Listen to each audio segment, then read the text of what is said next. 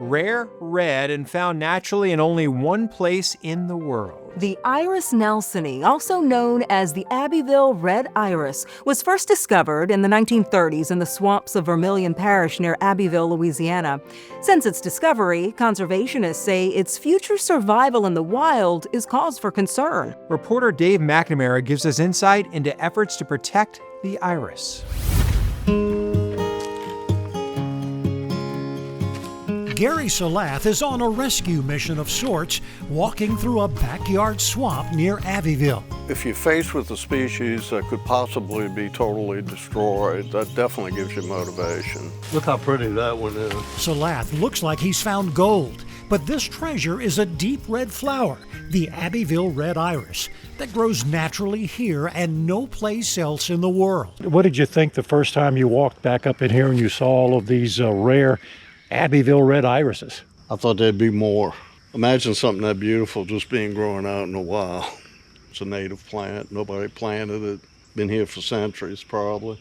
Salathe is part of the Louisiana Iris Conservation Initiative. The group's goal is to preserve the state's native irises. We saw that irises were being killed, mostly from development or parishes spraying ditches with herbicide. For years, volunteers have moved threatened irises to public boardwalk areas, like the Barrett Preserve near Marrero, the Big Branch Marsh in Lacombe, and the Joyce Wildlife Management Area near Ponchatoula, which has perhaps the largest collection of native irises. But the Abbeville Red, named the Iris nelsonii, has only recently moved from private swampland to a public nature walk in nearby Palmetto Island State Park. It was natural swamp already, so when they built it, they built the boardwalk over top of it, and we were lucky to be able to get our Iris nelsonii planted out here. The annual spring bloom lasts only 2 to 3 weeks. This time lapse shows how quickly an iris opens in only 8 minutes.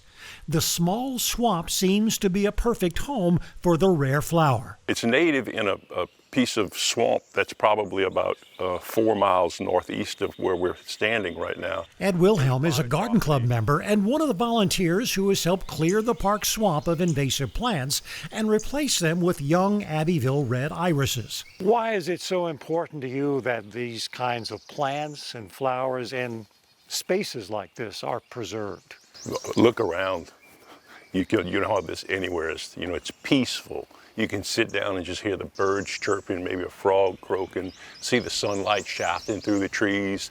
The red irises are moved by harvesting seeds from private land, then growing the seedlings in a greenhouse and eventually planting them in the state park. It's a slow process that can take a year or 2 to produce blooming flowers. The hope is that this rare flower will attract visitors. Holland has the tulips. Abbeville has the Abbeville Red Iris.